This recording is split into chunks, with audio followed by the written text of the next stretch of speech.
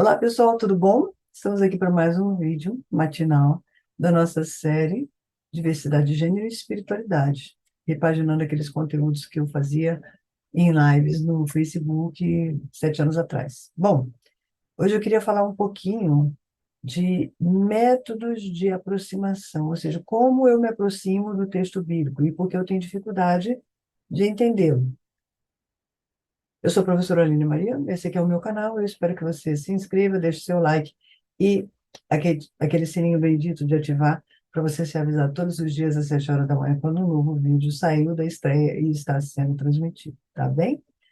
E divulga esse canal com seus amigos, eu acho que é muito importante a gente fazer uma resistência a essa cultura de desinformação que está causando um estrago absurdo no mundo inteiro.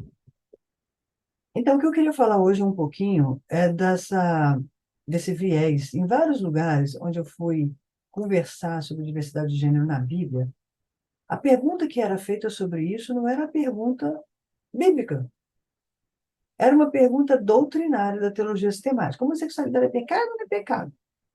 E para essas perguntas dogmáticas, a gente não tem para onde fugir, porque pergunta dogmática não deixa abertura de sentido. Ela fecha o sentido, ela não dá margens para outros tipos de interpretação. Então, você vem perguntar para uma exegeta se homossexualidade é pecado ou não, eu não quero nem saber. Isso não me interessa. O que me interessa é se o texto bíblico está fazendo algum tipo de legitimação à exclusão dessas pessoas da comunidade. E é isso que eu não encontro na Escritura. Essa pessoa não é banida, né? Essa pessoa não pode ser expulsa e excluída com base no que a Bíblia fala. Então, eu não estou preocupada se é pecado ou se não é pecado, porque tem um monte de coisa que é pecado e continua na comunidade, gente mentirosa, gente adúltera, gente roubadora, sonegadora de impostos, e vai um monte aí. E essas pessoas estão todas nas comunidades de fé, por que que a gente vai implicar só com quem é LGBT+. Pecadinho, né? Então, e aí eu queria falar um pouquinho dessa persistência, dessa perseverança nossa de colocar um óculos vencido nos olhos. O que que eu quero dizer? Eu uso óculos desde que eu era pequenininha, desde 9 anos de idade. Estou de lente aqui, claro, evidente, de vez em quando mudou umas piscadas aqui assim, porque a lente resseca, né? Ah, e o que eu percebo é que nós ficamos tão obcecados pela lente teológico-dogmática lançada sobre um texto que a gente tem muita dificuldade de ver aquele texto falando uma coisa diferente. Então, o caminho mais relevante para você, quando você tiver com o livro na mão, é se despir. Tenta zerar e faz de conta que você está tendo contato com esse tipo de assunto pela primeira vez. E você nunca esteve numa igreja que os seus líderes ou as pessoas conhecidas falassem sobre isso. É a atitude que eu recomendo que você faça. Zera.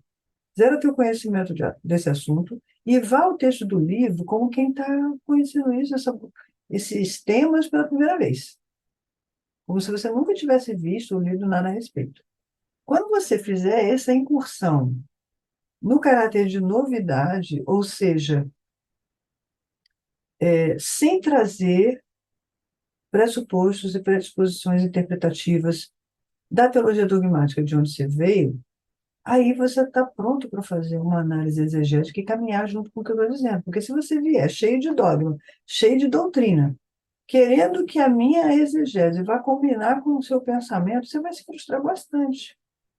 Porque o exegeta, ele tem esse compromisso com o que está sendo dito no texto. Mas não apenas na lei do Levítico, nos textos de Paulo, com o texto bíblico holisticamente, que é o que eu tentei fazer ali. Então, a gente tem vários vícios interpretativos, né? Um deles é trazer essa leitura dogmática o tempo todo com a gente e limitar a interpretação, a solução do problema ao é pecado ou não é pecado. Gente, esquece isso.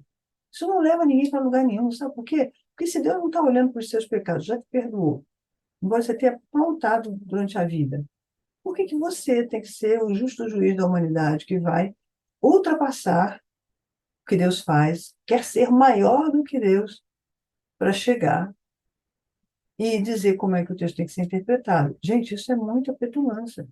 É isso que eu tento fazer para tirar as pessoas desse lugar de falar sobre a Bíblia, as verdades delas, e não deixar que o texto bíblico fale por si próprio, tá certo? Então, a gente não pode chegar para esse tema tentando descobrir quem está salvo e quem não está, porque nós não somos o eterno Deus. Se nós não somos o eterno Deus, toda a nossa especulação e abordagem tem que ser menos. É aquela história do o menos é mais. Então, se você for para o texto, como quem está lendo pela primeira vez, você vai aprender muita coisa nova sobre ele. Ler o texto do meu livro e ler os textos bíblicos juntos, porque não dá para a gente ficar transcrevendo os textos que a gente está usando para fazer a análise o tempo inteiro. Então, tem que fazer a leitura do livro com a Bíblia na mão e conferindo os textos, porque a gente só referencia. Então, tem que tirar essa capa, sabe, do dogmatismo, da tradição, tentando entender o que que esse texto estava falando para o seu primeiro grupo de leitores. Como a hermenêutica rabínica, né, a interpretação judaica, ela já faz isso naturalmente, ela é de grande valia aqui. Ah, e uma outra coisa que eu convido você também é abrir um pouco de mão, né?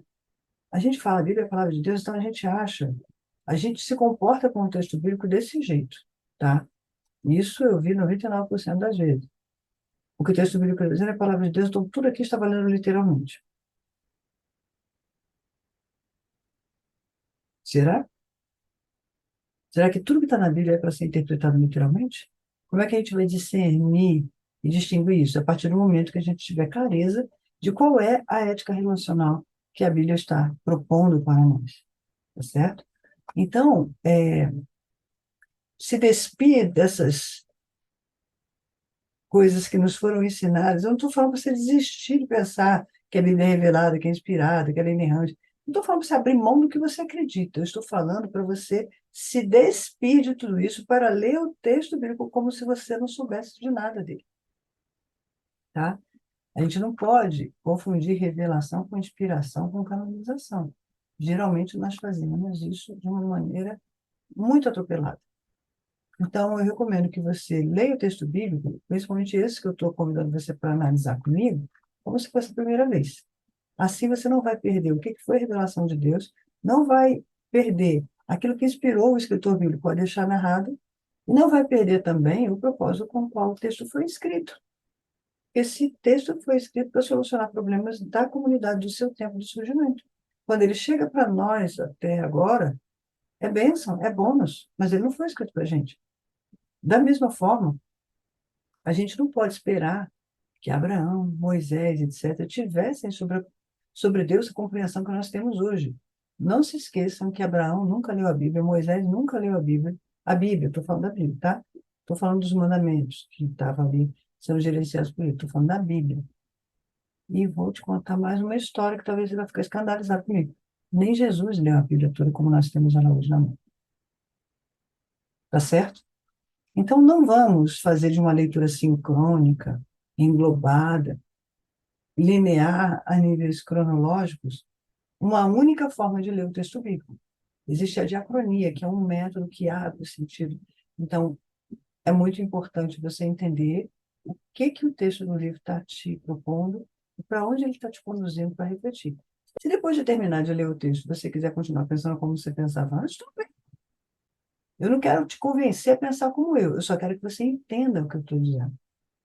Mas eu acho difícil você sair da leitura desse texto sem um bocado de abalo no modo como a teologia dogmática ensinou você a interpretá-los. Tá bom? Um beijo, até a próxima. Obrigado. Se inscreva, deixe seu like, ative o sininho e compartilha esse vídeo com os seus conhecidos. Convide pessoas para curtir o nosso canal.